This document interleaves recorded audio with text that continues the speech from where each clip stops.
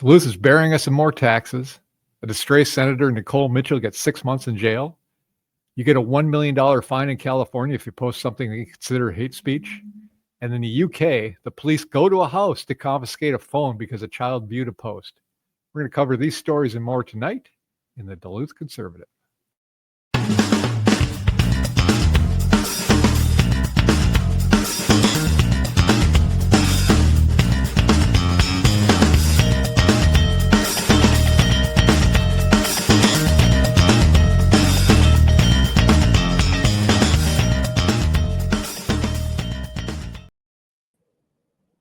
All right, Dave. Hey, here we are. Here we're once again. All right. Beautiful sunny day. Thank you.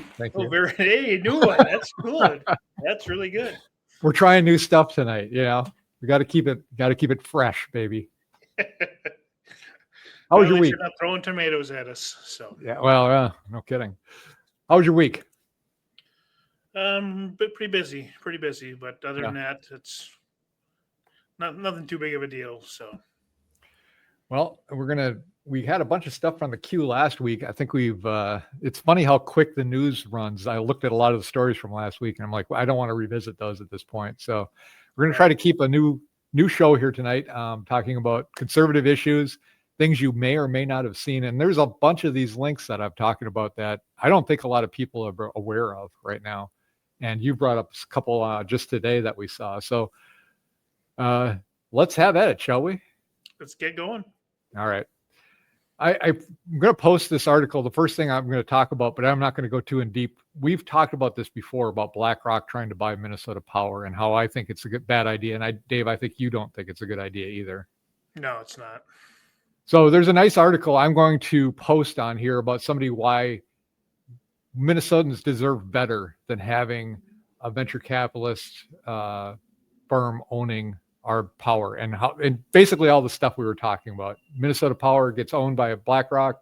They're going to try to cut as many corners as they can, make as much money as possible because that's what these people do.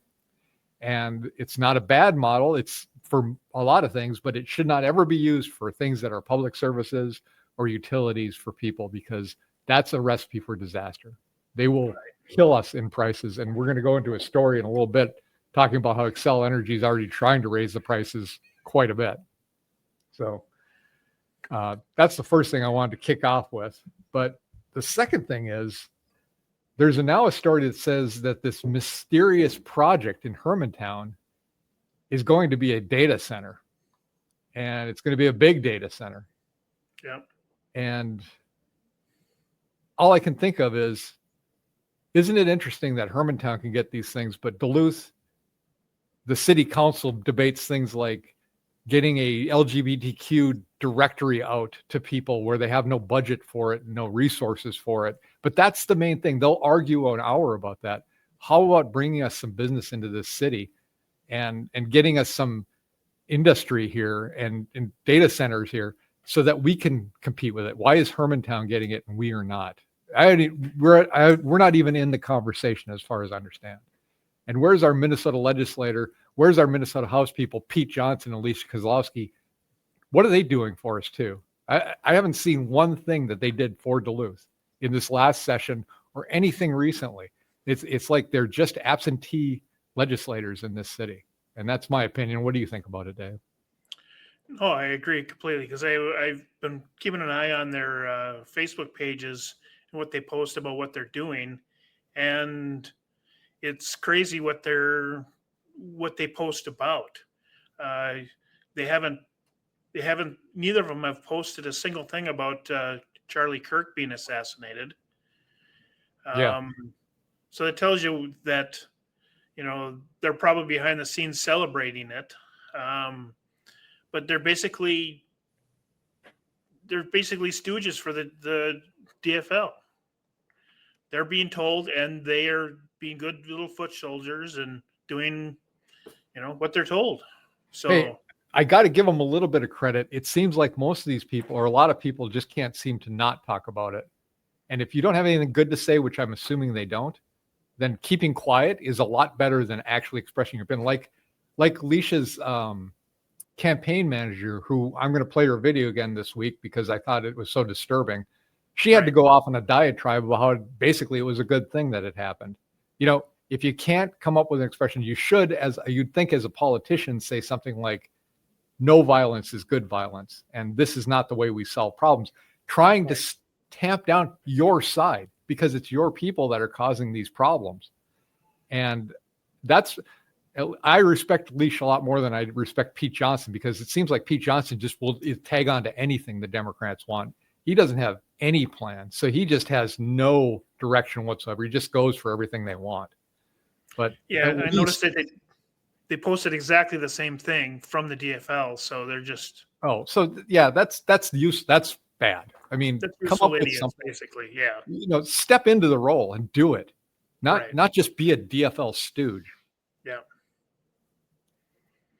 I didn't get to see too much of this because it's blocked behind the Star Tribune site. So that's typical for them, though. yeah.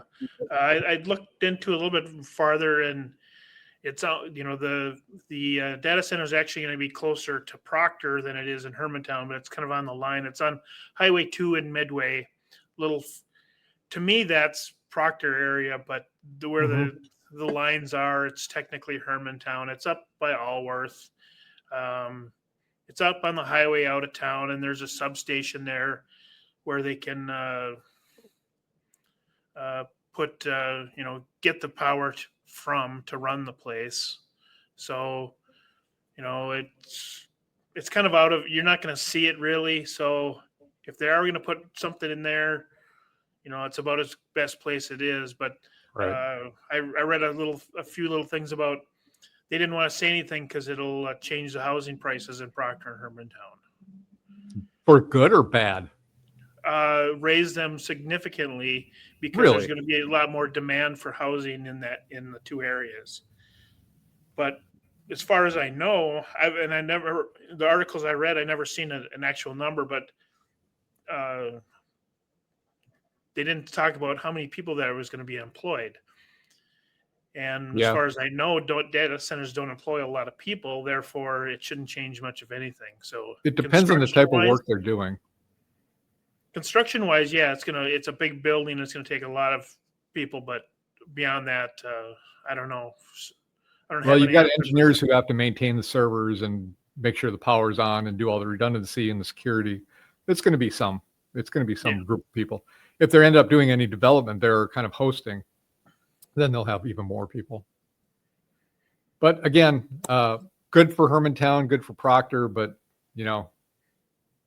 once again, Duluth is off picking strawberries while other people are getting business done. Congratulations, guys. Which is really strange because the mayor of Hermantown is a massive liberal. So But he knows how to get business done. Apparently. apparently he says yes to everybody. So that's a good thing. That as far as but he also raised taxes as maximum in the last few years, and then got another. He put another extension on the sales tax raise. So it's good for another 10 years to keep the sales tax. So they get another percentage. So We'll be talking about city taxes in just a little bit. You believe that? We're coming to it. Yeah. So it'll be another 10 years before the sales tax for Hermantown goes away. But right now it's paying for a hockey rink. So, but they still raise your property taxes. So, yeah. Hermantown mayor threw a reporter's mic in the garbage. This is a great story. Do you want to pop through this one? Yeah, they were at a public meeting over in Superior someplace, and I don't know what they were talking about, but the reporter from the Duluth Monitor left his recording device on the table, and he wasn't happy about it. The mayor of Hermantown wasn't happy, so he grabbed it and he walked over and he threw it in the garbage because he wasn't happy about it. And later he claimed that it was against the rules, even though there's no stipulation that there is in the rules. But there's no punishment because he was a mayor, basically. But according to the Superior Police Chief, Paul Winterscheidt, If someone takes a personal property of another and throws it in the trash, it can be in the trash can after being told not to touch it. This does not warrant charges being filed against anyone. I thought it was pulled off of him. I thought he grabbed it off him, but you're telling me he just took it off a table? Correct. Oh, well. And he's still, it's not yours. You go, Yeah. Hey, whose is that? Someone raises their hand, and then we'll get that off the table, even though that was a rule. There was no rule saying he couldn't do it. Right. There's a pretty big long explanation of why it's not against the law over in Superior, but as long as he didn't pull it off him, it's a real gray area. I thought he actually pulled the mic off the guy and threw it in the trash, that's assault. But if he's just taking it off a table, then that's a little different. Yeah, regarding the possible assault charge, Wisconsin statute prohibits battery, which is intentional infliction of pain or injury on another person without consent. I'm confident we cannot establish proof that the elements of a criminal statute were violated. Oh, well, there you go. So we're at a different tier of the law again over there. So tell you what, take a cops thing and throw it in the trash. See if you're arrested. Correct. Yeah. You're going to be arrested. Yeah, you're going to be arrested. So, well, getting on to the really happy news. Excuse me, I choked up a little bit there for seeing this. The Duluth City Council set the max tax levy at 5.13%. The mayor wanted a lower tax, but the city council said, no, that's not enough. And you've got the councilors who approved this extra tax was Arzin Alwal, who is leaving in January, but is inflicting as much damage onto this city as possible before she goes. Dominic, the new person, Deborah DeLucia. So she's now been hold the position for about a month now, and she's already damaging the city pretty well. So she's got only a short time. So good for her, doing as much damage as possible. Wendy DeWatcher and Janet Kennedy.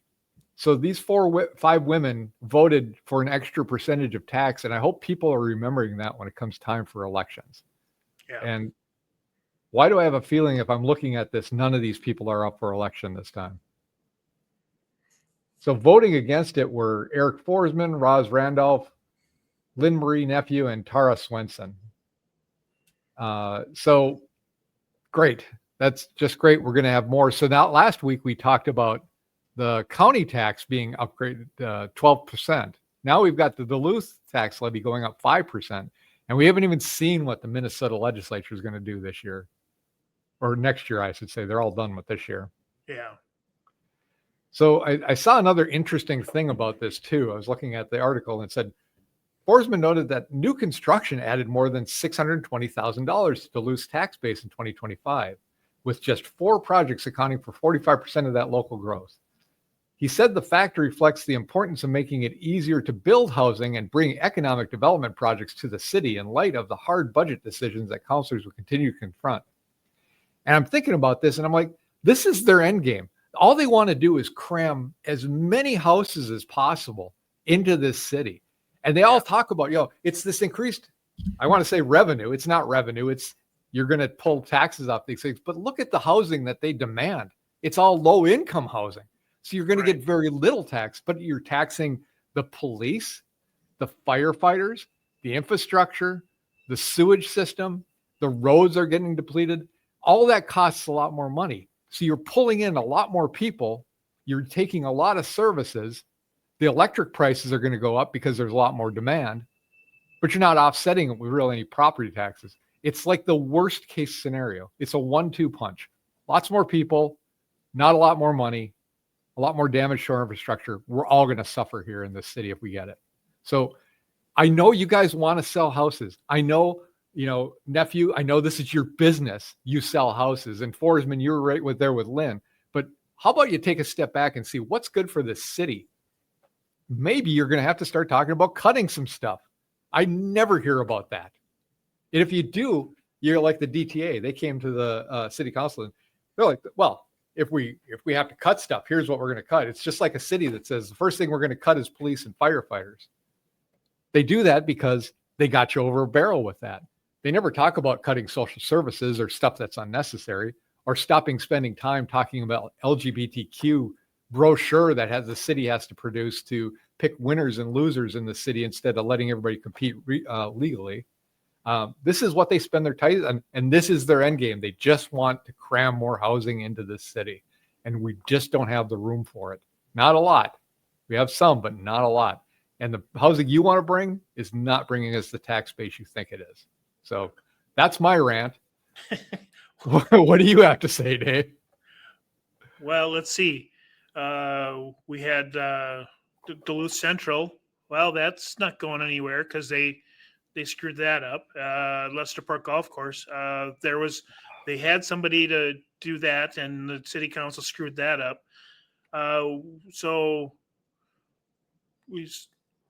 what do they want? I mean, every time somebody wants to come in and build something, they shut it down. They put in rules and regulations and demands, and it doesn't work that way. And the other part is, we just got out of 4 years of Biden with massive inflation, so everything is massively more expensive. So they're gonna, plus they're gonna add more property tax. Plus they're gonna add the 2035 governor's. He wants clean energy by then, and right. So we have to pay for that too, and it never stops. Well, here's another one just to add to the misery. Xcel seeking double-digit rate hikes. 13.2% increase over the next couple of years, which would cost about $165 more a year for a typical customer. It just doesn't end. Property taxes, electric bills, they want to shove everybody on electricity. Hopefully that's done now. Yeah, my parents' property taxes went up 10%. So even though their house is paid for, they still owe, $300 a month plus rent to the city. And now now you've got more property taxes from the county, more property taxes from the state. Electric bills going up. The cities and states demanding more money without ever even considering cutting something. That's the thing that drives me crazy. Yeah. It's never, they never talk about cutting stuff. It's always, how are we going to get more out of you? And sooner or later, and it's getting to be sooner, that they're going to run out of money to pull from people. And then I don't know what's going to happen. Because I seen on the internet, and I can't remember what city they were talking about, but the guy basically said, I'm going to have to move. Yeah. And I personally know people. I know a few people that are planning an exit strategy out of Minnesota, and that's going to happen more and more. And these are providers. These are people that are generating revenue for the state, and they are leaving this state. And it's going to happen more and more. It's not just a brain drain. It's going to be a money drain. And it's going to be this horrible flood of too many resources you have to pay for and not enough people to pay for it. And I don't know what, then they're going to try to start implementing things like California did, where if you move your business out, you have to pay this massive tax on that just to hold you hostage to stay in the state. Yeah. All right. Well, that was a fun segment. Yep. We're going to go on to Minnesota Legislature. And I want to bring up something that was brought to my attention I had never seen before.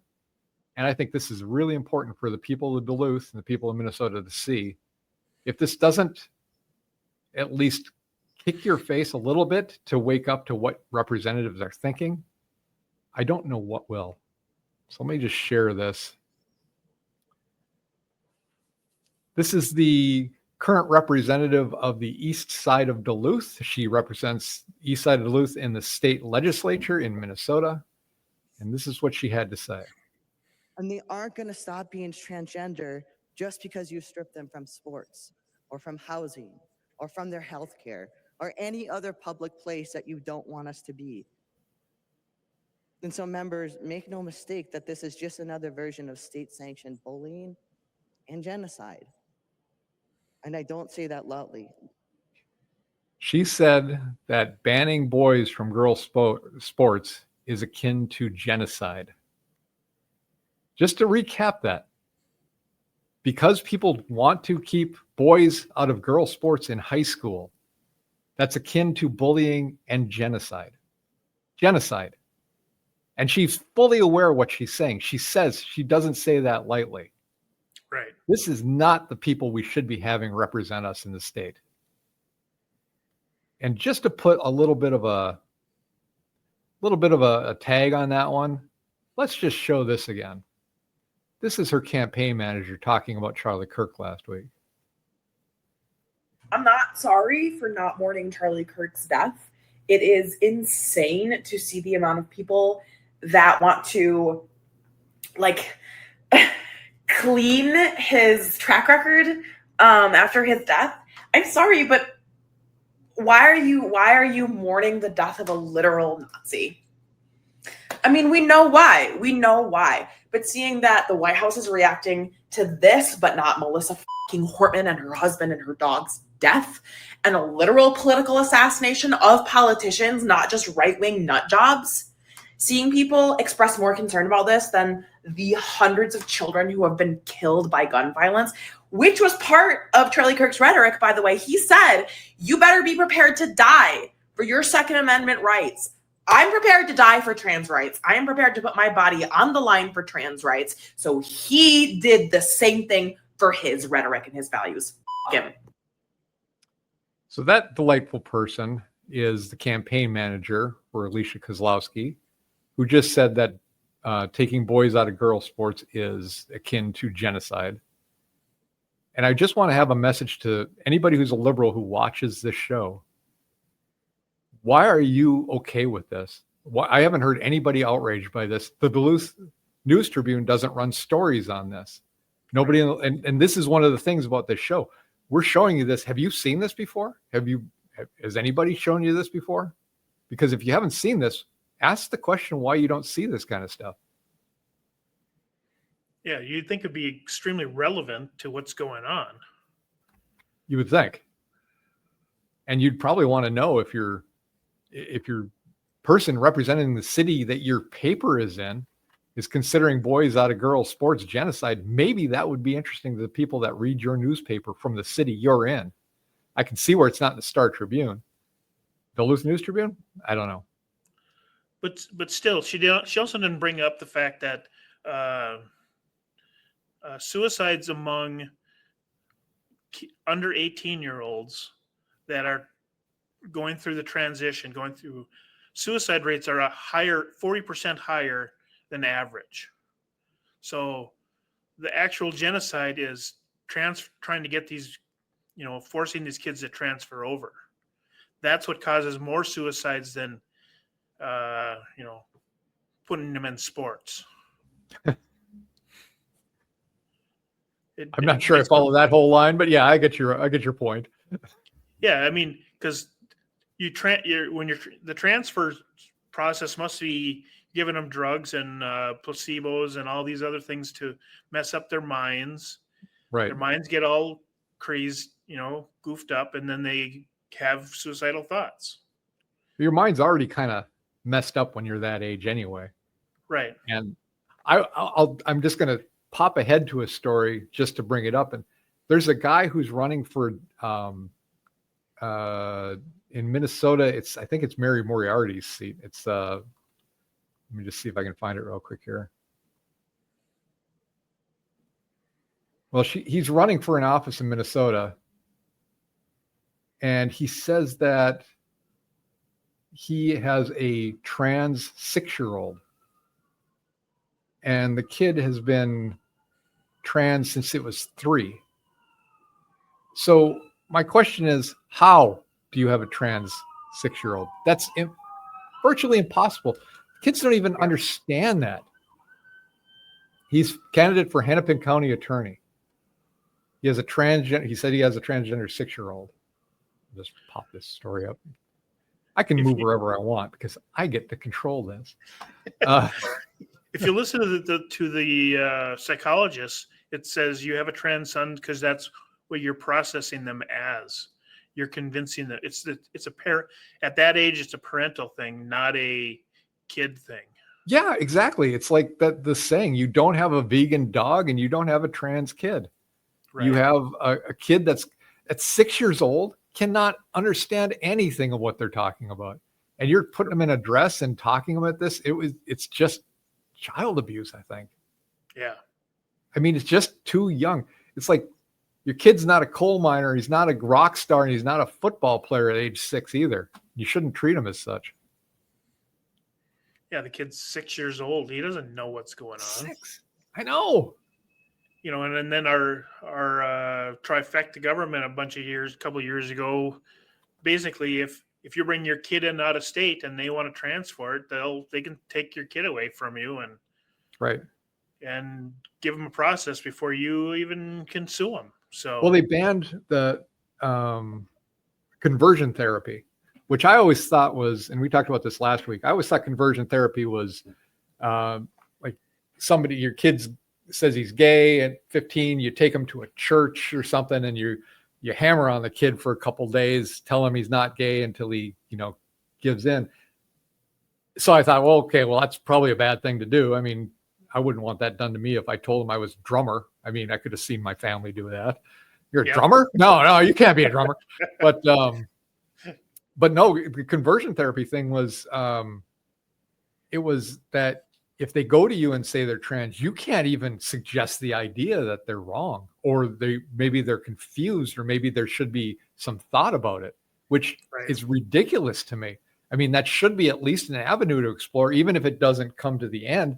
You should be exploring, even if they say I am trans at that point, and you say, well, okay, what makes you think that? You get to go down that path too. But I mean, the rule of normalcy is you're not. And probably 90% of the kids, there's a lot of kids that transition, and then after a while they regret it because they were just going along with it. You know why they do it? Because it makes a lot of money for the hospitals. We're talking about $40,000 a year on some of these, a year for the rest of their lives. They had wings built for this. So don't think the medical people are in your side on this. And the psychologists being hamstrung by the state government saying you can't even explore the possibility that you could be wrong. That's just madness to me. And like you said, suicide rate for trans kids is like at 40%. It's horrible. That should be an indication that there's a mental problem going on. If they're suicidal, that's a mental problem in itself. Right. So treat that as opposed to doing this, whatever this is. Sorry. Yeah, and that's genocide. I don't know what she's. Can we talk about a more fun topic? Let's talk about something more fun. We're going to talk about Nicole Mitchell being sentenced to 6 months in jail and 5 years of probation for the burglary and of her stepmother's home. Now, I read the article, and her stepmother said, I think she came there to kill me. She said when she was talking about this, she was afraid. Now, there's no evidence to show that. She didn't show up with any kind of weapon, like she was going to try to do that. So I was looking at this and I was surprised that she got jail time. I was assuming that this was going to be dismissed or time served or whatever. So she did get some jail time. She got some severe probation too. It's very, it's one of those things you mess up, you're going back for the full 5, right? Yeah. So given what she did, and given that she didn't have any tools on her that looked like they were going to be used for, murder, and, trying to make it look like an accident or something, I think this is a pretty fair sentence myself. What do you think? Well, I think she got off a little bit late, but they did find burglary tools on her, which was a crowbar, which, a metal crowbar can be used for bashing someone head in. So technically you may be able to convince a jury that she was there to kill someone. I don't think she was personally, but she got work release she got work release so she could go to her fast food job every single day. So she's not really in jail. She's Food job. yeah, that's what the TV said. The TV news said that she got a job at a fast food restaurant, so she leaves every day to go to that. Yeah, so basically, prison is a hotel that she sleeps in overnight. Yeah. So I still wouldn't want to do it, but no, but I mean, so she got about as light as a sentence as she could have gotten. sure. Yeah, I was with you the whole time. Is that she was going to get home confinement and so she wasn't going to serve a day in prison. So at least some of her days are going to be burdened by prison. So which is a good thing. And she sounds, I mean, if you listen to her, she says she's sorry and she understands. I'm not sure she does, but you can't get in the mind of another person. You don't know what they're gone. She's gone through a lot in the last year, even though they did allow her to stay in the Senate, not do the trial, so that she could pass a bunch of laws. And those laws should have to go back and be redone. And they can't keep doing this. They can't just let these guys off. If she's a senator and she's been sentenced for a trial, she should have had to go to that trial, and they would have had to figure it out. That's just the way it should be. But special rules for special people, right? Completely. All right. Well, I got a big segment on the violent left here, and I want to do this because I want to bring up some stuff that I don't think maybe some people see if they're not watching the news.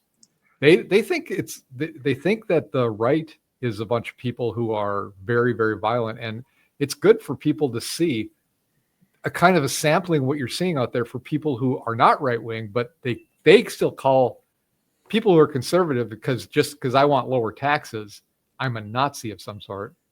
Yeah. But I'm going to give you a couple of good examples here. So the first one, just listen to her. She's got a minute to go. A distant future where MAGA Republicans or former MAGA Republicans will not be able to live in peace in this country anymore. Not exactly sure what that's going to look like, but I know for certain that you're either going to have to leave this country or completely hide any evidence that you ever supported Donald Trump in order to just walk out of your house.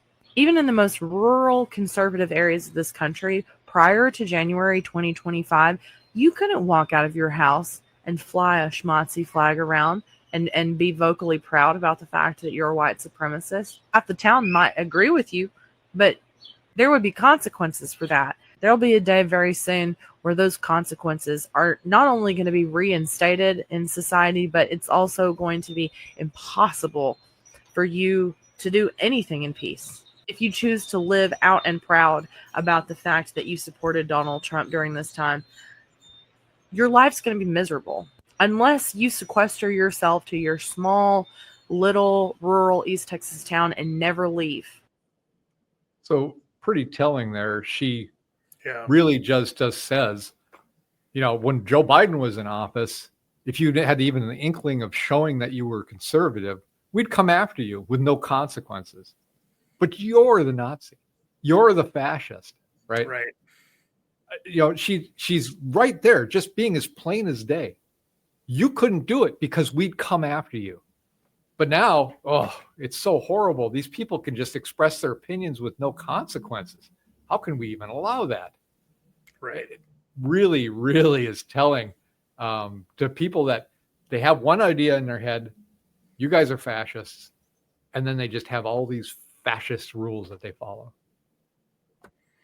Yeah, I can't remember the last time I seen a Biden-Harris sticker on the bumper of a car. No, I can tell you almost on a daily basis that I see a Trump sticker on a car. Yeah. So, I mean, if it says Harris on the back of your car, you're obviously you're telling the world you're not that bright and you're not paying attention to what's going on. I don't know how that works out. I want to show this other one. This one is really interesting in that if you are let me play it and then we'll talk about it.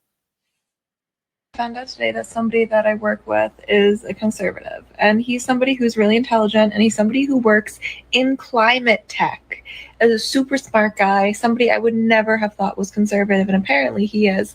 And it's surprising and it's disgusting. But what's most surprising to me is the level of sudden hatred that I have for him. Sudden hatred for this man who I used to respect suddenly just went boop, and I hate him now. That tells you she's being programmed. Yeah. That is showing exactly the kind of mindset that they're talking about. She has a person she respects and likes, and because she found out he's conservative, that sudden hatred, that's exactly what they're programming into you. They want that hatred. If they say, you ever talk to Dave, you talk to liberals or a person who's a Democrat or something and bring up the word Donald Trump and see their whole face change, their expression changes. They go from this happy-go-lucky person that I talked to just angry, just completely intense, fist-clenching angriness. And it's like, I don't know of anybody that does that to me at all. Right. But you can say, you used to be able to say George Bush, but now you can say Donald Trump, and they're like this girl. The rage, and you can tell that person has been programmed now. Congratulations.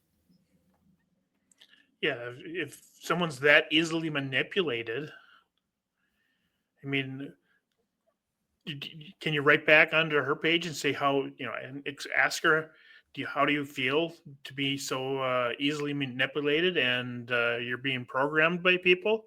Right. At what point do you start thinking for yourself? Exactly. I had one on here where let me just play this one. The reason I'm playing these is because it shows you just how conditioned people are and how the rhetoric is still coming from people like Alicia Kozlowski and Gavin Newsom and all the upper people, AOC. They keep bringing this up. They keep calling us fascists or authoritarians. And I saw a really interesting quote that said, they didn't kill Charlie Kirk because he was a Nazi. They called him a Nazi so they'd feel good about killing him. And that's just it. You have to dehumanize people first, and then it makes people that are crazy enough to do it, do it. And here's a case in point right here. Another Gavin Newsom. That's happening in the United States of America. Masked men jumping out of unmarked cars, people disappearing, no due process, no oversight, zero accountability, happening in the United States of America today. So I just want to say no oversight, no accountability. There is the department that oversees this, and it is being run by the government. So and people aren't disappearing. They're being deported back to their home countries. They're not being killed. They're not being eliminated. They're being deported. And these are people that shouldn't be in the country in the first place. So there's a lot of disinformation just in the beginning part of what he had to say here. People ask, well, is authoritarianism, you're being hyperbolic? We're being hyperbolic. If you're a black and brown community, it's here in this country. And so I'm deeply proud that I had the privilege of signing the nation's first bill to address the issue of masking, also to require you have simple identification, to your point. I mean, if some guy jumped out of an unmarked car in a van with a mask on, tried to grab me, I mean, by definition, you're going to push back. Let's be honest. Gavin would be all for that. And so these are not just authoritarian tendencies. These are authoritarian actions by an authoritarian government. You saw what Stephen Miller said last week. This should put chills up fine. Called the Democratic Party an extremist organization, basically a terrorist organization, saying he's going after his enemies. You saw the tweet that Donald Trump sent out, Truth Social, basically telling Pam Bondi, I want these 3 people taken out. That's happening in the United States. There's the rhetoric. There's the things that are saying, get them, and it's okay. And I want to keep in mind that this is the same guy that deployed the National Guard to keep people off the beaches during COVID-19. Right. and put people in jail for going to a church during COVID-19. That's the same guy that's saying this is authoritarian and making some kind of straw man up of what it is. Donald Trump did not say go after these people, because if he did that and it was an authoritarian government, they'd be gone. No, he says they should be investigated. He's not giving direction. He's just putting what's on his mind out there. So, Right. And then you got the dumbass Walz, who called him a Gestapo. yeah, exactly. So, they're the left is perpetrating the violence. They're riling these dumb people up that we're actually going to do their bidding for them. Right. And he was talking about a law that they passed about how they, banned law enforcement from wearing masks. Not just law enforcement, not the people rioting and protesting out on the street. They get to wear masks all they like and have no distinguishing characteristics. But Yeah. these government officials, and all I could think of was the movie 300. Do you remember that movie? Oh, yeah. Talking about the Spartans facing off against the Persians, and they said, "Lay down your weapons," and the Spartans returned and said, "Come and take them." Well, that's basically the mask. It'd be interesting to see when people try to enforce a mask mandate on people, at the federal level from the state level. That could be an interesting thing, but I don't think it's going to happen. No, because the federal people said, we work for the federal government, not the state government. So your laws do not apply to us. Therefore, we're going to continue to wear our masks. So as far as, the federal ICE agents doing their job, they're still going to wear their masks. Yeah. And Newsom is just grandstanding like a typical politician. Well, keep in mind, too, the day after he talked about this, that's just today, somebody shot at an ICE facility, killing, I think, 4 people. Now, they were all illegal immigrants, aliens. They don't deserve to die like that. They don't deserve to be killed like that. And Right. This is why they want to wear masks, because of the thirst thing I played. That woman saying, if you show any inkling that you're conservative, there'll be consequences. Do you tie these things together now? Do you understand what they're doing? Do you know why a guy doesn't want to be known and doxxed on the internet and then have people showing up at his house at all hours? They're trying to create this sense of fear for people, so they only express the opinions that are acceptable. And it happens here. Running for House, people don't want to put a Republican sign outside their house because they're sooner or later somebody's going to target their house for consequences. You can't have wrong think here. You can only think along the lines of the peaceful people who are kumbaya and love everybody. Because if you go against them, they'll burn your house down. Right. Yeah, the tolerant, nonviolent left who are intolerant and will burn your house down. Right. They tolerate anybody that agrees with them. Yes. They'll back the craziest, weirdest stuff. But if you have the opinion that, people shouldn't come into this country without being vetted, then you're, labeled and you're attacked. And in some places killed, just like Charlie Kirk was. Yeah, and they described the shooter today at the ICE agency was a card-carrying member of Antifa, late 20s. Yeah. So another leftist, shooting the place up, thinking he's doing good because Newsom or Walz told him to.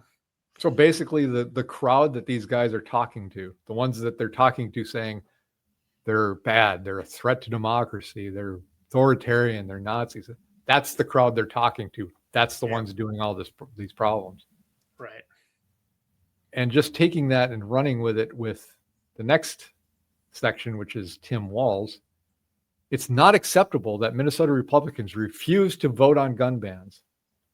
Well, Tim, let's look at the people that are picking up these guns and doing the damage. It's your supporters. It's the people you've provoked. You were just saying, turn up the heat. You were just wishing death on Donald Trump. So it's hard for me to take this guy seriously because, again, this is the one arrow in their quiver. This is the solve. We're going to solve everything. All we have to do is ban guns. That solves all the mental illness that we have in this country. then nobody else will be killed by trucks or knives or bombs. No, it'll be all fine after this. Right. You won't protect yourself, but it'll be fine.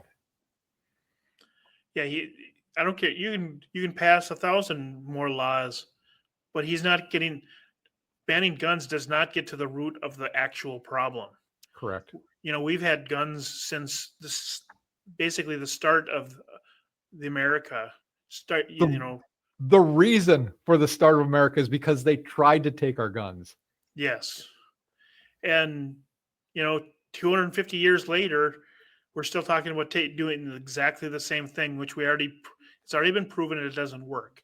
At what point does he give up, or any Democrats see that this does not work? We need to try something else. Right. Go to plan B. Try anything else. Try something else besides guns. Leave that off. You might just find you come up with a really creative solution that will help people, which is really what you're supposed to be doing, as opposed to figuring out how to disarm them. So you can become the UK, where they just are ruining that country. But we'll get to that later. Yeah. All right. I don't have anything else with Tim. I really don't like spending a lot of time on him because it's just, I think he gives me brain cancer. He's comic relief, but he's always been the person that's trying to become the dumbest Democrat in the United States. We got Jasmine Crockett trying to take the AOC. She's trying to become the dumbest one. They're all, vying. But now we've got Kozlowski saying stupid crap about genocide and transgender. Oh, well, no, she's in the lead. Wait, she's in the lead for being the stupidest Democrat we've ever met in our lives. It's this. If you're watching this as a race, it would be like, oh, we pull it up. Oh, no. Oh, we're pulling up over. Jasmine Crockett's coming from the outside. Oh, AOC is taking over. Yeah. Yeah, I don't even think Vegas will put odds on that because it's so unpredictable. So it's like they're having a competition to be who can be the stupidest, and they're all winning. Right. Speaking of which, let's move on to Minnesota news. And I want to present to you the most desperate candidate I've ever seen in my life. Jacob Frey from Minneapolis. And we're going to present his little, let's see. I'll show his little campaign speech. Maybe some people have seen this. I don't think a lot of people have. Maaga Egawa Jacob Frey, Doke Magalada, Minneapolis. Damaan, Shaabka Somaliyed, Ka Yamid, Mogadishu. Okay, so you haven't had a stroke. He's speaking Somalian. That's how desperate he is. He knows that because of the Obama administration, they imported so many people from Somalia into that small little part of Minneapolis that now they're a major voting bloc in Minneapolis, and they have to, go to them. But this is just pandering at the highest level. You got to take your hat off to them. Not many people would lose their pride so hard to do something like this, but Jacob, see, he doesn't have any pride, so it's not hard for him. Do they have like a Babbel, put out how do you learn Somalian, or he must Somalian for dummies, or what? I don't know. He's really giving it up here, and I'm going to post another link here where he's basically saying, God, Omar Feta has also got a thing out. So I'm going to put a link to the Gateway Pundit on this so you can see both of their laws. But basically, Frey is saying to the Somalians, Minneapolis is your city. He's basically saying, you as a national from another country, it's your city now. Go ahead and take it. That's great. And just to give you an idea of another thing, I heard a guy say this, and I'm taking it and I'm stealing it from him. But speaking of mentally Ilyan Omar, I'm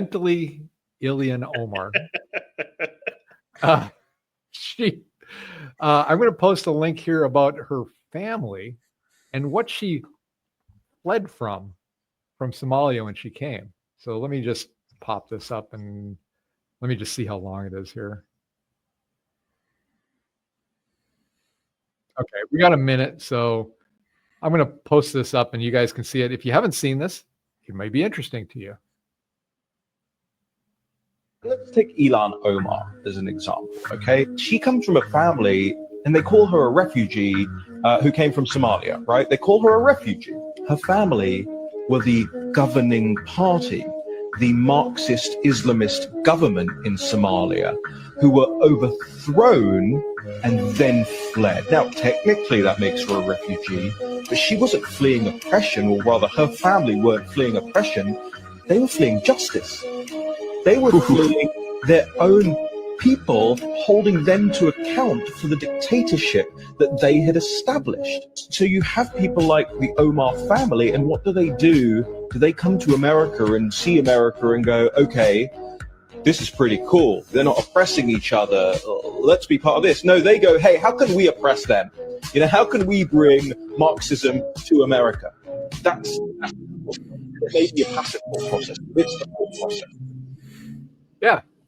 So dictatorship didn't work out so well, got run out of the country. So come over here, and the people here elect her for office. And she's just in line with her dad. Just communism. Let's bring that here. It worked so well in Somalia, we had to leave. Let's bring it here to America and see how that works out. Right. Yeah, it's never worked. So let's try it here. Yeah. All right. Let's move on. We're actually going to do a fun link. Turning Point USA, which was Charlie Kirk's organization before he was brutally murdered by a psychotic person. They came to the U of M because he was scheduled to come to the U of M, and I actually know people whose kids were going to go to it.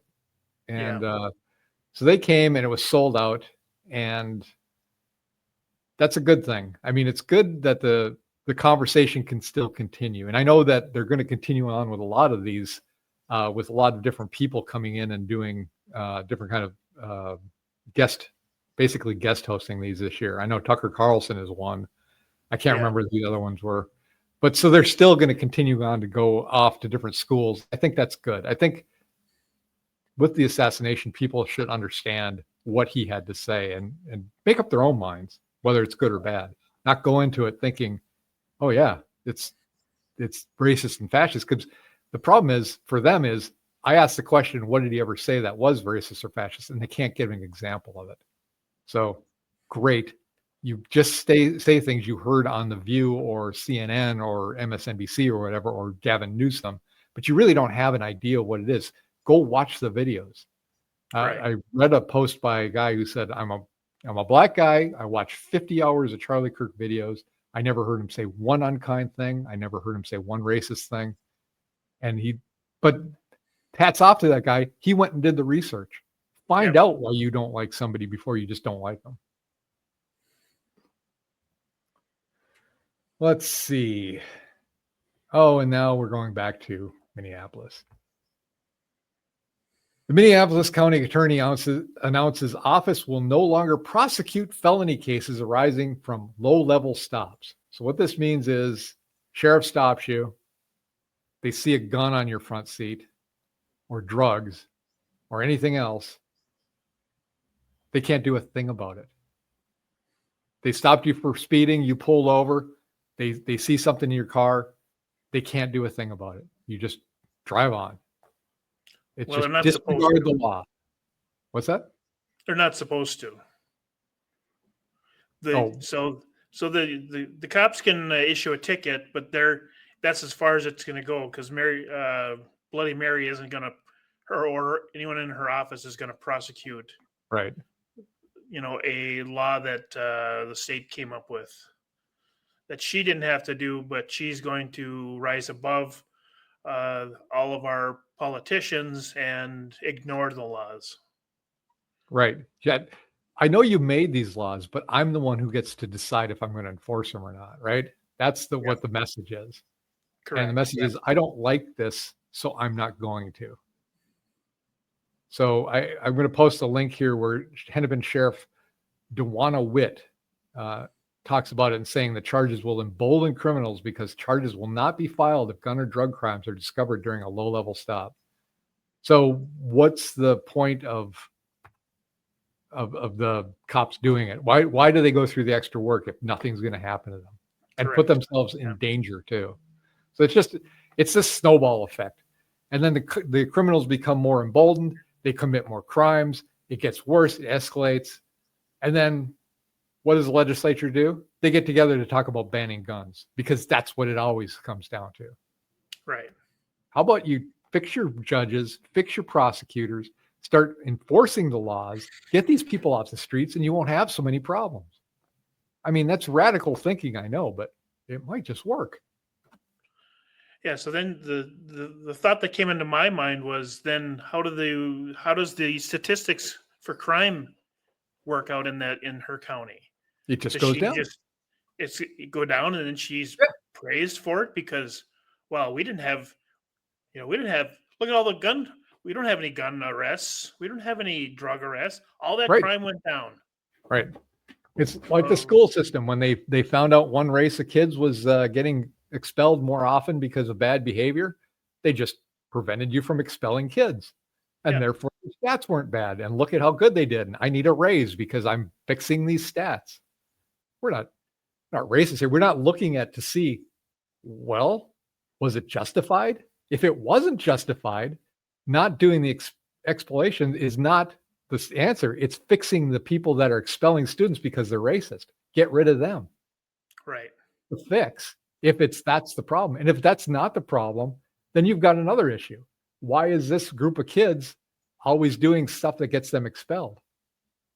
And then help those kids, help them them live in a society where we don't have these problems. Yeah. When I go to a job interview, they always talk about root cause analysis. Do you have experience in problem solving? Right. And you have to explain how you solve a problem. And this is not how you solve a problem because you're not getting to the root of the problem. Correct.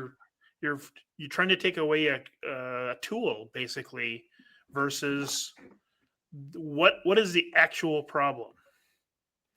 So here's the thing. They're getting to the root of their problem. And their problem is the stats make us look bad. Yeah. The root of the real problem is we've got kids struggling to maintain their composure and not doing things that are getting them expelled.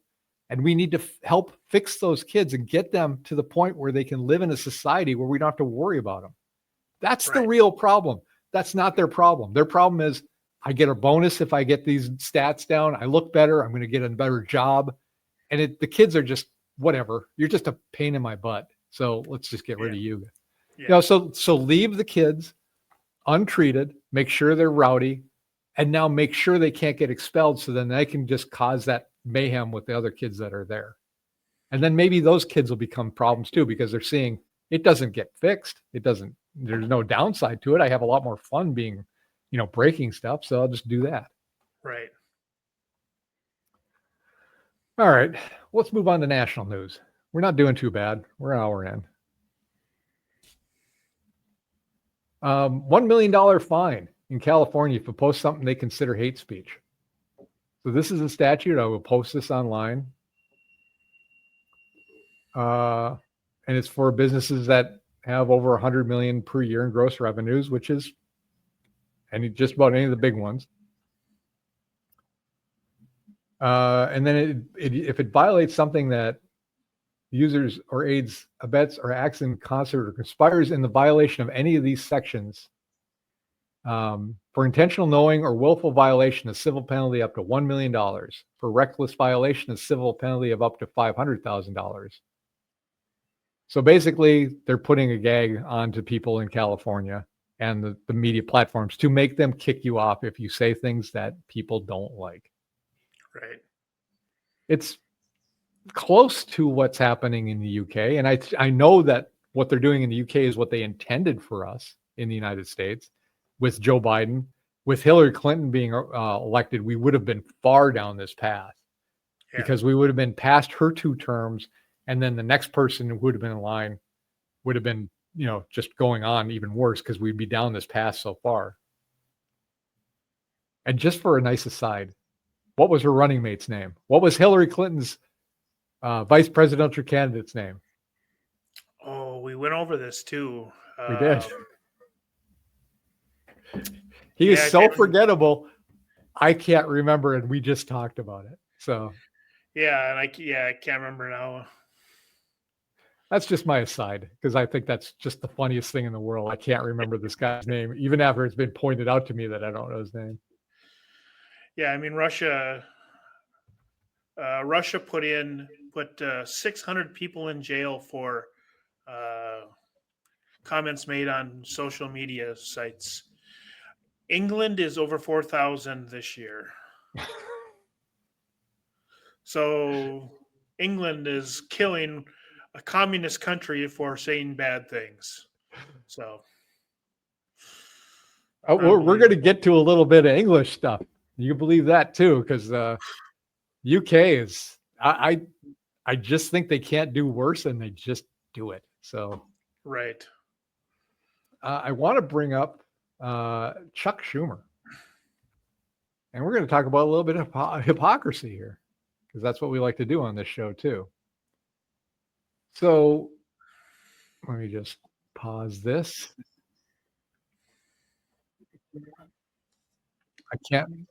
I can't pause this. This is weird. All right, I'm just gonna. That's weird. Okay.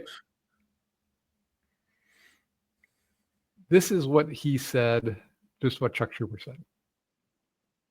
And now he's using pretty spicy language, Chuck. So I don't know if he realizes his boys and girls that are running his Twitter account are saying things like that. So if he does, he better get control of his kids. If he's not, this is what he's saying.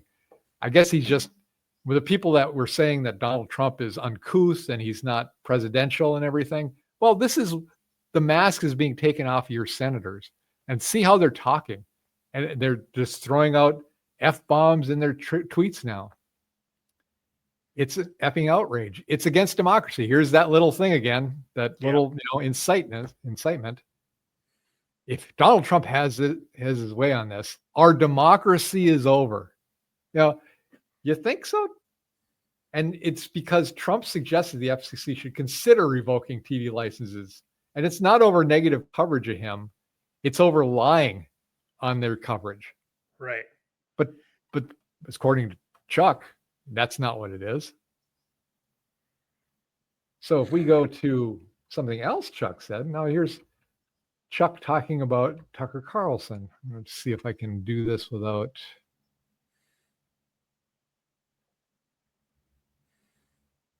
Hang on. I swear to God, I'm going to do this. I need a producer. Who has admitted they were lies and said he regretted it, has a special obligation to stop Tucker Carlson from going on tonight, now that he's seen how he has perverted and slimed the truth, and from letting him go on again and again and again. Not because their views deserve such opprobrium, but because our democracy depends on it. So our democracy depended on him, Tucker Carlson, getting fired because he lied, according to Chuck. But when Jimmy Kimmel lied, or Trump goes after them saying maybe they should get their license revoked because they're lying on the news, then that's a threat to democracy. Everything is a threat to democracy. I'm wondering if it's a rainy day, if that's a threat to democracy to Chuck. Everything is a threat to democracy in the room with you right now, Chuck. Are you going to be okay? Remember, it's their democracy, not the actual general. That's true. Yeah, it's not a threat to the democracy. It's a threat to our democracy. Yeah. So I wanted to play something else here. I found this just hilarious. Let's add this to the stage. So you ready for a nice little collage? You shouldn't be banned from one platform and not others for providing misinformation out there. There's no guarantee to free speech on misinformation or hate speech, and especially around our democracy. There are Americans who are engaged in this kind of propaganda, and whether they should be civilly or even in some cases criminally charged is something that would be a better deterrent. If people go to only one source and the source they go to is sick and, has an agenda and they're putting out disinformation, our First Amendment stands as a major block. It's really hard to govern today. This is a matter of corporate responsibility. Twitter should be held accountable and shut down that site. It is a matter of safety and corporate accountability. The First Amendment is not absolute. It does not protect any single thing anyone says. And there are limits, and that's important. And what this committee has been trying to do for the last year and a half is to chill the federal government from monitoring what is going on social media. When you look at what Tucker Carlson and some of these other folks on Fox do, it is very, very clearly incitement of violence. Very clearly incitement of violence. I believe that when it comes to broadcast television, like Fox News, these are subject to federal law, federal regulation in terms of what's allowed on air and what isn't. So my biggest concern is that your view has the First Amendment hamstringing the government in significant ways. Last one's my favorite because that's a Supreme Court justice. Yeah. Who doesn't, she's another front runner in that race we were talking about earlier, by the way. But it's interesting how their views just flip-flop. Right. And I said it about Jimmy Kimmel last, I put it when I posted the video because we talked about what he had said. I didn't know that he had gotten suspended at that time. And I didn't think what he said rose to the level of suspension. But at the same time, Jimmy is a piece of crap that has said plenty of other stuff that should have him removed. And not because of any free speech thing, just because he's an unfunny, uneducated mouthpiece for the Democratic Party.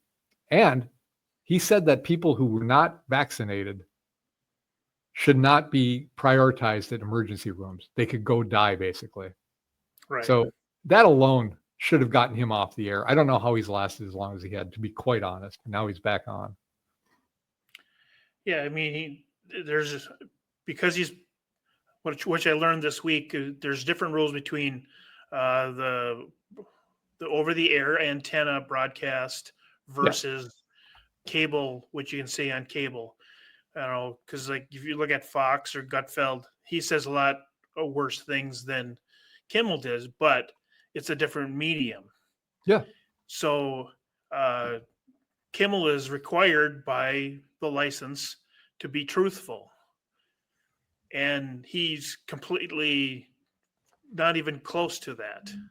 Right. He's lying to improve his agenda, and he was going to get suspended from the FCC, but Disney stepped in and took him off the air prior. So all this Trump hating garbage about free speech and Trump took him off the air, that's a complete lie.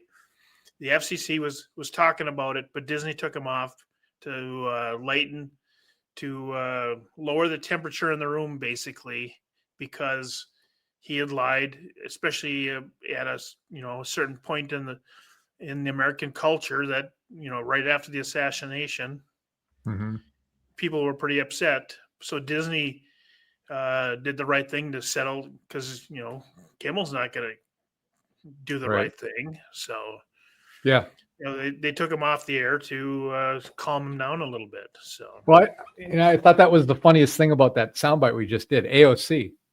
There should be rules for broadcast TV like Fox News. It's not broadcast TV, honey. Yeah. It's on cable. It's different, like you said. Yep. But she doesn't understand. And she makes laws. She's somebody who is important to making our government work, and she just doesn't understand stuff. But she talks about it. So let's talk. If you're feeling sorry for Jimmy Kimmel, let's watch this. This is Jimmy talking about Tucker. Fox News has severed bow ties with Tucker Carlson. After all these years, they are parting ways, which means he was fired. I mean, that's really what parting ways means. Audience seems to be happy about it. Yeah. Tucker couldn't be reached for comment. He's already on a plane to Moscow to meet with his manager. But what a shock. I mean, what an absolutely delightful shock this is. So if you're feeling sorry for Jimmy Kimmel, keep watching. Tucker can spend more time at home tanning his testicles and touching himself to that sexy green M&M. Sadly, he's probably not done poisoning old people's brains. The question now is, where will he do it next? Will he go to OAN? Will he go to Newsmax? Will he crawl back up Satan's fiery beehole from whence he came? We don't know. One of the most despicable mother Tuckers ever to appear on American television. I think he was talking about himself at the end there. I'm not sure. But, you know, he's just a piece of crap. I mean, I try to sugarcoat it. I'm trying to be nice. But this guy is just irredeemable at this point. I don't know what he's done in his life, but he's just acid at this point. And that's supposed to be, think of Johnny Carson and how he ran his show. And then think about this as the opening monologue to a comedy show. This is DNC propaganda, 100%. Correct. Yeah.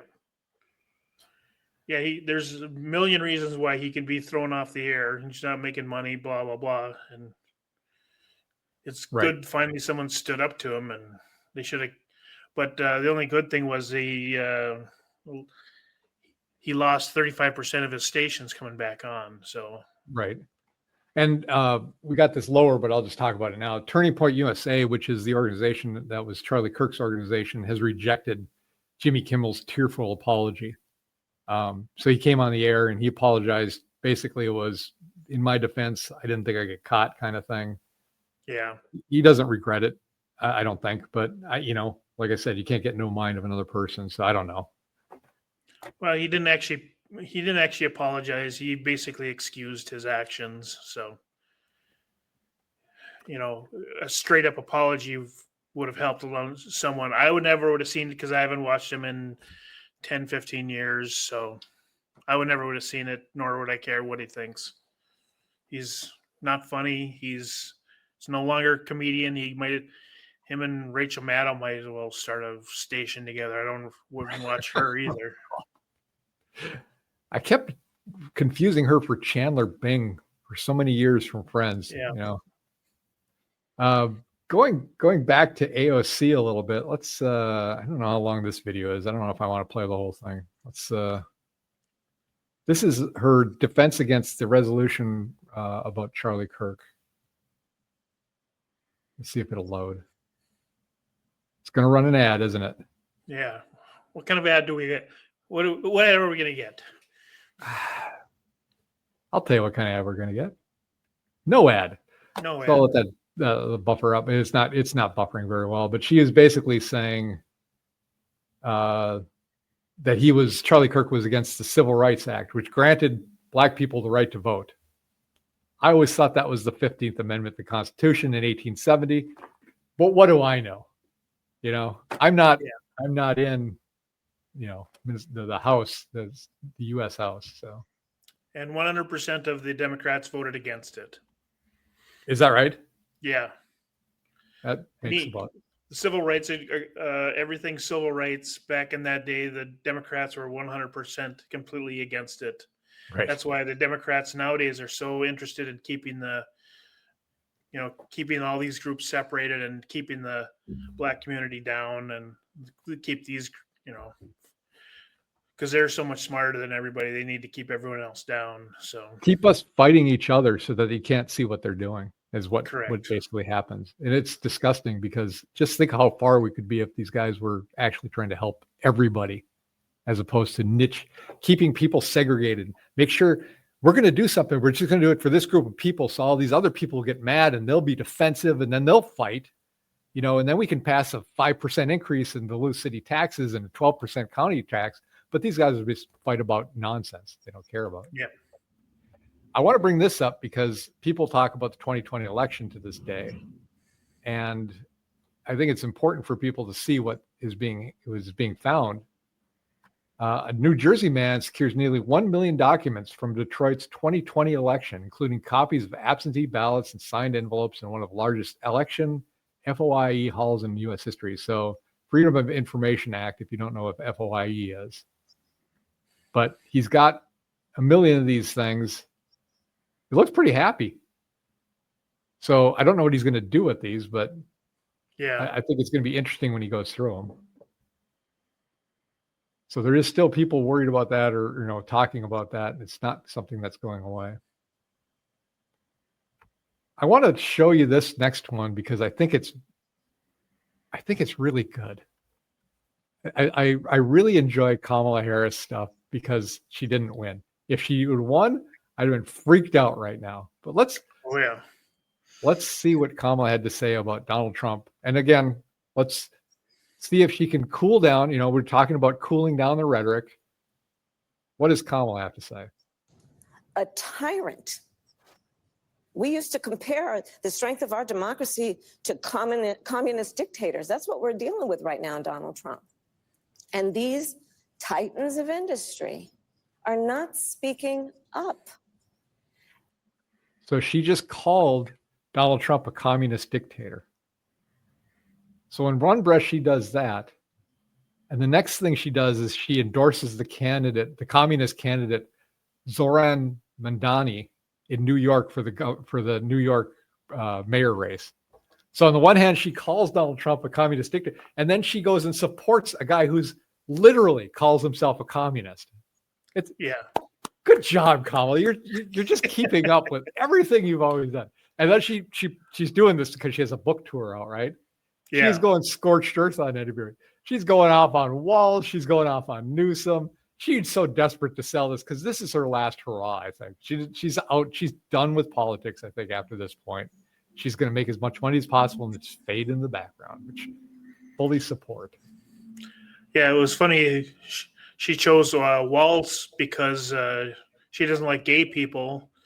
That's why Buttigieg. Oh, really? Yeah. She'd So say that.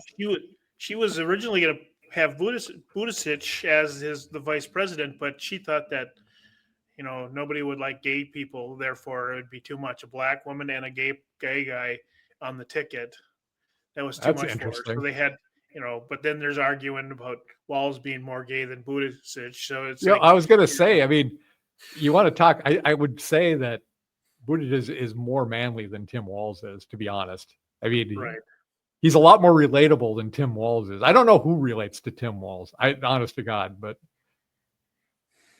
Pete is a disaster too. He was horrible at his job in infrastructure. Yeah. He was out of his league and he didn't know what he was doing. And there's no consequences for that though. I mean, all those shipping containers that were sitting outside in California, nothing was happening. They were all backed up and he was off doing whatever he does. So, which we don't know. So I was going to put this next one up on the screen, but I'm not going to do it because, of course, we have to see Jimmy Kimmel stuff if we do because they have sound bites. But I wanted to say that $2.2 billion solar plant in California is scheduled to be turned off after years of wasted money. Never lived up to its promises.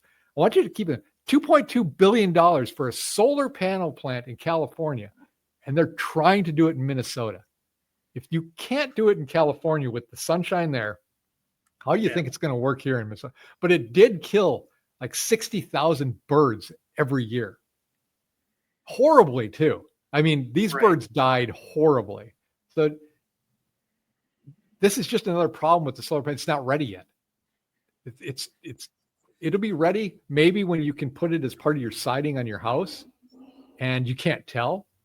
And then maybe that'll work, but I don't know. When you get a hailstorm, you're going to lose all your siding. If they figure that out, that'll be good.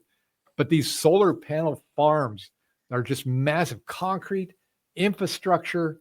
These panels, they're not reusable. I mean, it's just horrible. And this another $2.2 billion is just gone. Gone.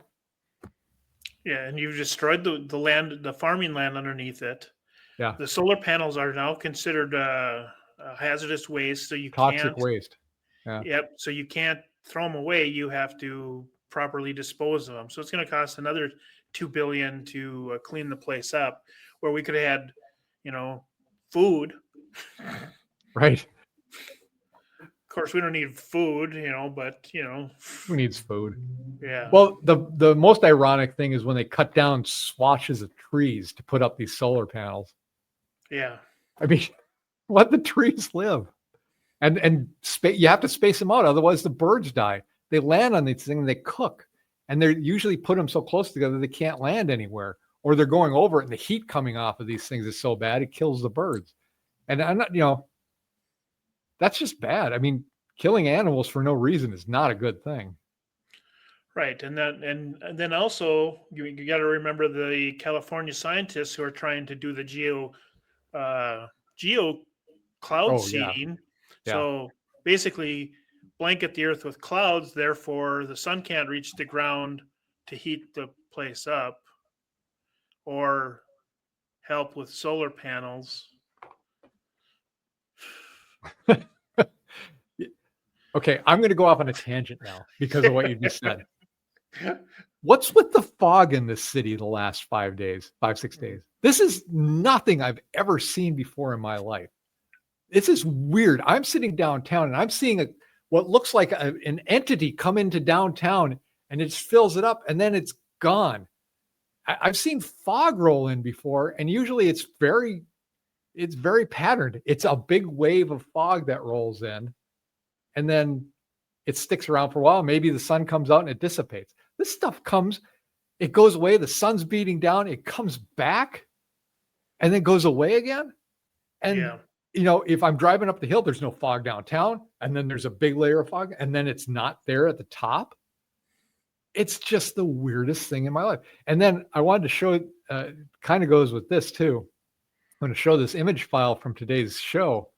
I put this together.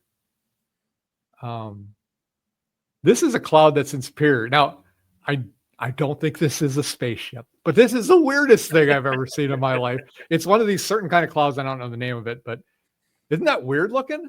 I mean, this is apparently just a photo, no Photoshop, no nothing. It's just a picture of that fog.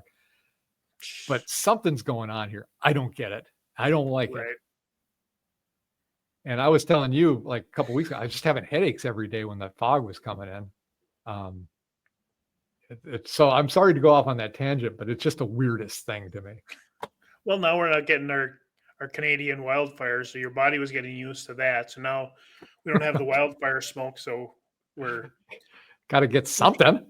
Yeah, you're getting a headache from trying to get rid of that stuff, and yeah. Well, I'm going to go kind of in a sideways angle, so way off on a tangent here. But I found this very interesting, and he wants to talk about why banks want to get rid of cash. So just listen to this. It doesn't take only 23 seconds. If you have $100 bill and you spend it at the local takeaway, and that person spends it on groceries, and then that person spends it on new shoes, the $100 bill is still $100. But if you pay with card, the bank takes 1.5%, then another 1.5%, and then another 1.5%. After 20 or 30 transactions, the only ones left with the full $100 are the banks. That's why they want to get rid of cash. If you have $100.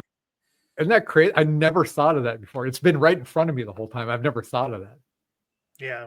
Every time you use a credit card, they're taking 1.5%. I mean, it is realistically, that is the percentage they take. And you'll see places around here that if you pay with cash, Sammy's Pizza is an example, you don't have to pay that extra charge. So they're not penalizing you for paying that credit card bill. But when you pay with a credit card, you're incurring that charge, not them. So you're paying that extra percentage.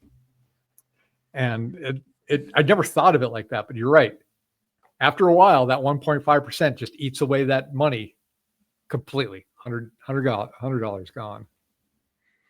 So that's my public service announcement for today. And for that, we do. So when they want to get rid of cash. Thank you.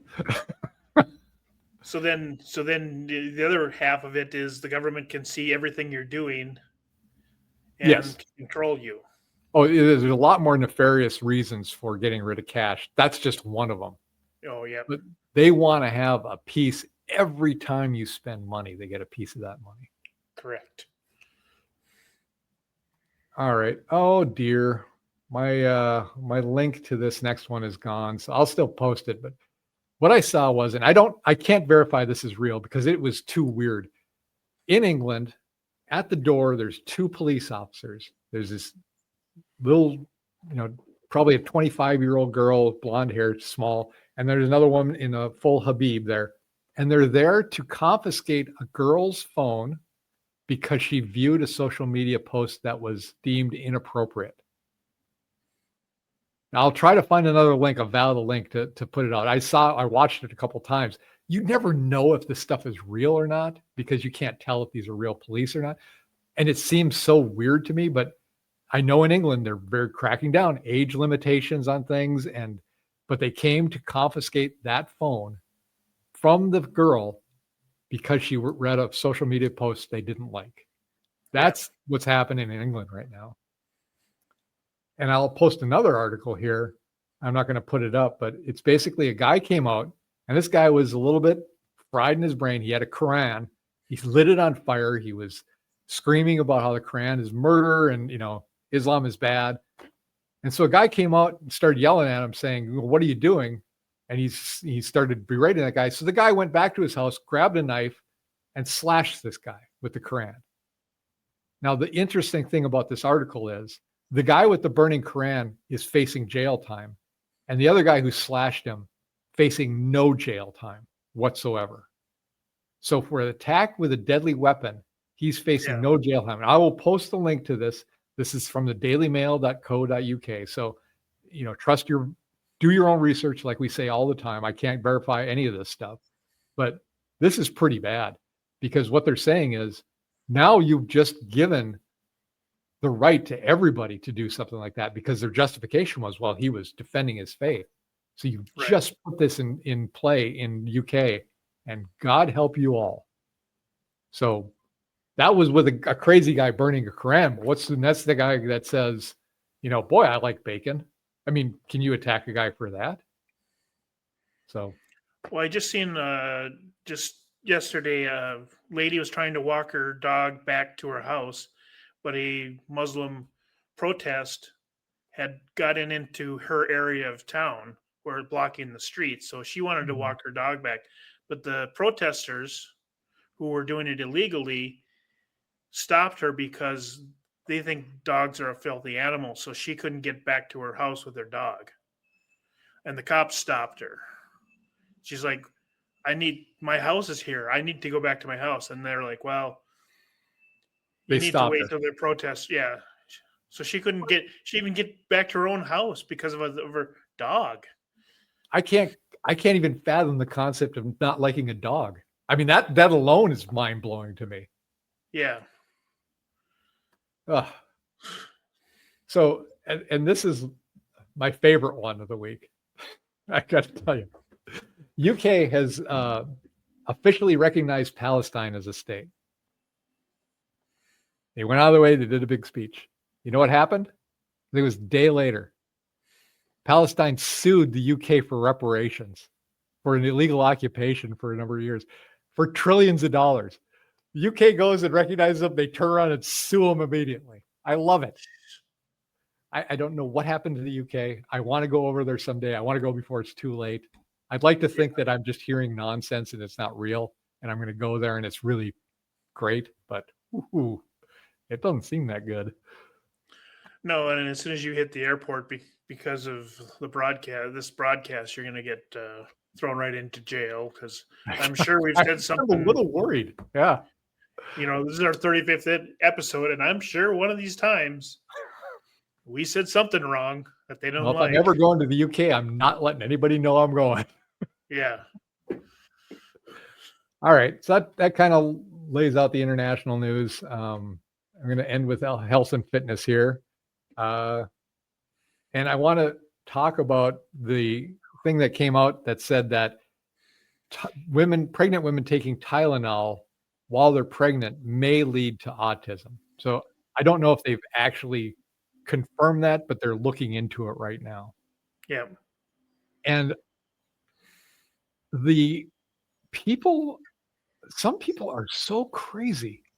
I don't know if anybody ever saw any of this, but I want to show you this video. So this is a woman's reaction to this.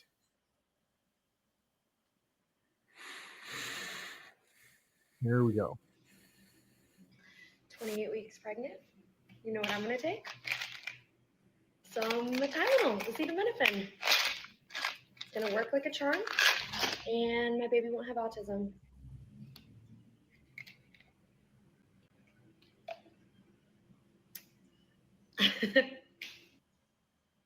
I mean, what is wrong with you? Right. Even if you're against whatever they have to say, why would you take a medication you don't need if there's even a chance it could hurt your baby? What point do you think you're proving here? I mean, God, people hate this administration so much. This is their reaction. And this isn't the only one I've seen. I saw plenty of these. I just chose this one to show because it's nice and short, but it's mind-boggling to me. I take a step back and reevaluate. Get your life together, as my kids say. Get your life together. Yeah, I mean, Trump isn't a doctor.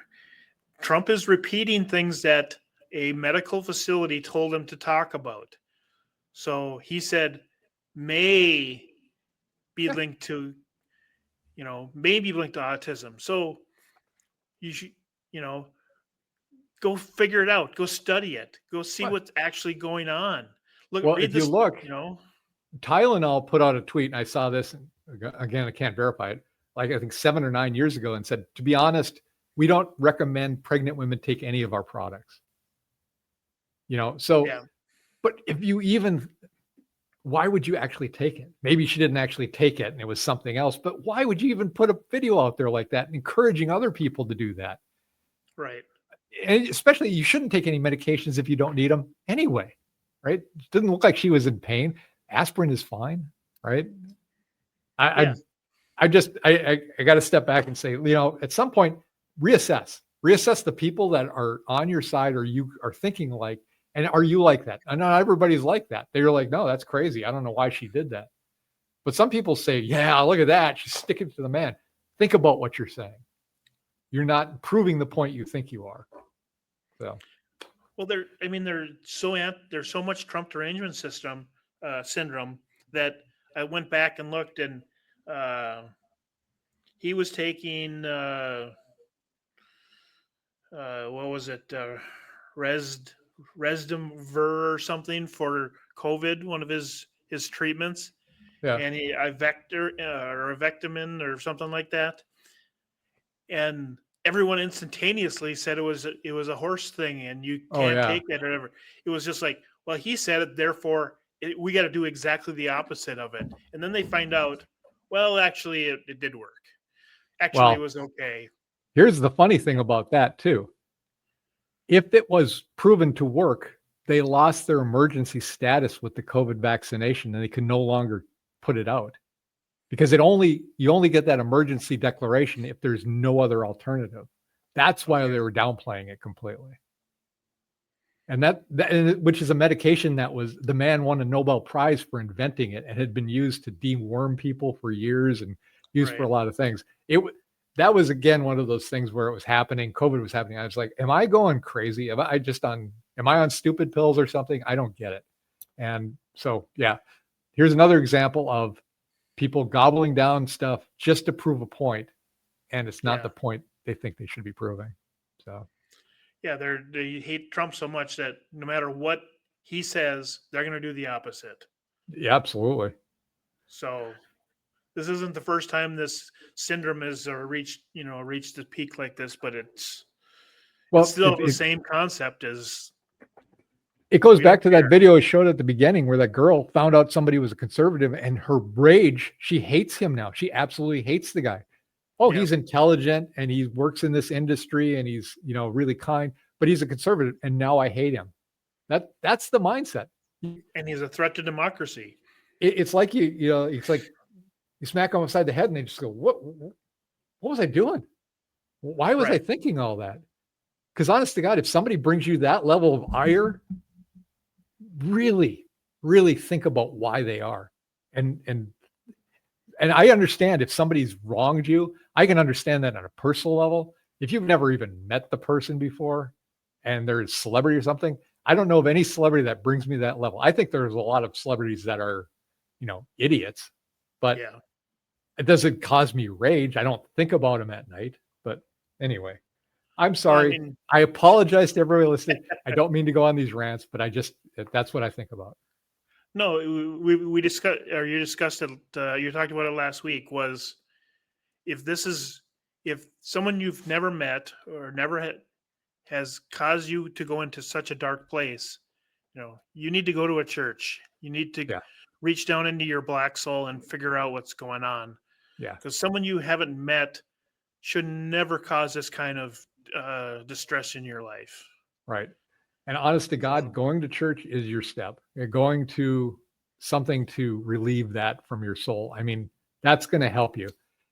These are people that are going to actually try to help you. If somebody is saying something negative at the pulpit, you got to be wondering why you're there. Go out, go to the place that are talking about saving you and everything. I know Hindus, I know Muslims, I know Christians, I know Buddhists. The core of everything is get your life together, and they'll help you with that. The fringe elements are the ones you got to watch out for. But go to get fixed, because there's something wrong, and you don't want to live like that. That just kills you. But okay, that's it. Did you work out this week, Dave? Yes, I did. I'm trying to think of. I was pretty busy doing other things, so I don't know. I can't remember off the top of my head. But I hit the gym a few times. I did some cardio. Go do some cardio tonight. So talk about your bench. Talk about your bench. Come on, you're 58. How much did you bench? We did 315 for 4. 315. That's like 3 times more than I can bench. It's a little bit more than that congressman, and a lot more than the New York wannabe mayor. That who couldn't is bench 135. That is freaking impressive. I got to say, and it wasn't struggle benching either. I saw it. I mean, it's solid. So hats off to you, keeping healthy, keeping your blood pressure under control. That's good. I know a person, I won't even mention how I'm related to them. They sent me a picture of their blood pressure. Perfect. And this is a person that 5-6 years ago, I started getting on their case because they were talking about having blood pressure like, let's say 190 over 100 as being their normal, and they were fine with it. And that's unacceptable to me because, I've had family members who've had high blood pressure in their lives. They had strokes. There's been problems. And because the person I was talking to is smart, she got it and she took care of it. And now I'm very impressed with her ability to take care of that. So I'm pretty happy about that. I got a couple runs in. I did some benching. My shoulder didn't kill me. So I was pretty happy about that. So. Yeah. If you can walk the next morning, that's pretty good. Yeah. And when it comes to health and fitness too, go out, do something, go for a walk, but work on your body, work on your soul, go to church, work on your brain, learn something. It isn't just about exercise. Health and fitness is your whole thing. And I got this from a movie. This is Dances with Wolves, so I'm not proud of it, but it was becoming a real human being, a whole human being, which is you work on yourself to the point where you're actually a whole person. And I don't think everybody reaches that. Most people do, but it's working on every aspect, and you can always improve on something if you try. Learn a new language, just learn some history lessons. Like I said, go to church and try to figure out why you're doing a blind rage because you're somebody's name, and physically it's good to do it too. So or research something that we said because you don't like what we said. Well, go research it, and then comment to us back and say, well, I found this. I think you're wrong because of this. Yeah. I mean, we've seen some comments, but it just says you're wrong. You're horrible people. Well, right. Yeah, you got to do more than that. Back it up. If you're going to say something, just back it up. Yeah. I've been known to be wrong before. God knows how many times. Just ask his wife. I'm married. I'm told all the time how I'm wrong. And it certainly has a lot to do with design, fashion stuff. That's where I'm really off. But all right, I think that's it. We'll wrap it up here. You have anything else, Dave?